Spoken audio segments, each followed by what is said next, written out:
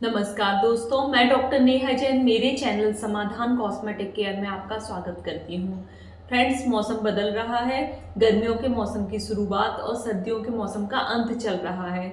ये वह समय होता है, इसमें सबसे ज़्यादा सर्दी जुकाम वायरल इन्फेक्शंस का खतरा होता है।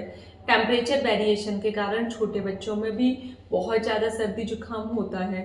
तो फ्रेंड्स, इसके लिए आप होम्योपैथिक ट्रीटमेंट का इस्तेमाल करें, बहुत ही अच्छा रिजल्ट आता है। और आजकल न्यूज में एक और बात सुनने को मिल रही है कि अभी बहुत अधिक सर्दी जुकाम की परेशानी लोगों में और स्वाइन फ्लू भी वापस फैलने लगा हुआ है।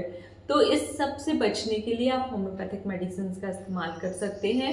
जब भी बैक्टीरिया या ये वायरस का स्वाइन फ्लू के वायरस का इन्फेक्शन होता है तो जनरली पेशेंट को ये सिम्टम्स देखने को मिलते हैं, जैसे कि आँखों से आंसू आना, नाक से पानी आना, सर्दी जुकाम का होना, गले में खराश होना, इसके अलावा हल्का सिर दर्द होना और रेस्पिरेशन सांस लेने में दिक्कत होना, सीने में भारीपन लगना, ये सारे सिम्टम्स जो है वो सर्दी जुकाम और स्वाइन फ्लू में देखने को मिलते हैं।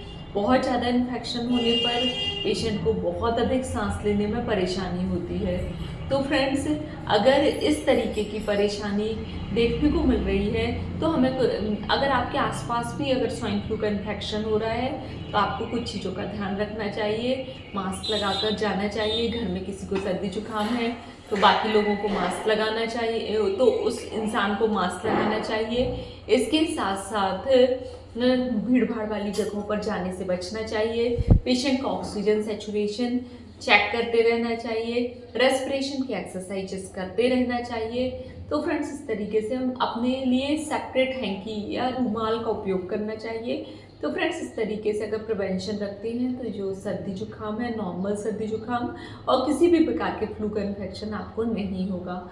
होम्योपैथिक में दोनों तरीके की मेडिसिन आती हैं। प्रिवेंटिव मेडिसिन, अगर आपके घर में किसी को इन्फेक्शन है तो आप प्रिवेंटिव मेडिसिन का उपयोग खुद को बचाने के लिए या सीवियरिटी को कम करने के लिए कर सकते हैं।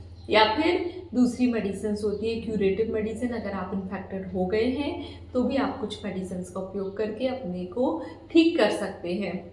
होम्योपैथिक मेडिसिन आपकी इम्यूनिटी बढ़ा देती हैं, आपके रोग से लड़ने की शक्ति को बढ़ा देती हैं, प्रतिरोधकता को बढ़ा देती हैं, जिससे बहुत ही अच्छा अंतर देखने को मिलता है। तो फ्रेंड्स, सबसे अच्छी मेडिसिन होती है इन्फ्लुएंजीनम 200। इन्फ्लुएंजीनम सर्दी खांसी की बहुत अच्छी मेडिसिन होती है। फ्लू के लिए बेस्ट मेडिसिन होती है। प्रिवेंटिव के रूप में आपको इसकी 6 गोली दिन में एक बार 1 हफ्ते तक लेना होती है और क्यूरेटिव के रूप में आपको हर 2-3 घंटे के डिफरेंस से आपको इस मेडिसिन को लेना होता है।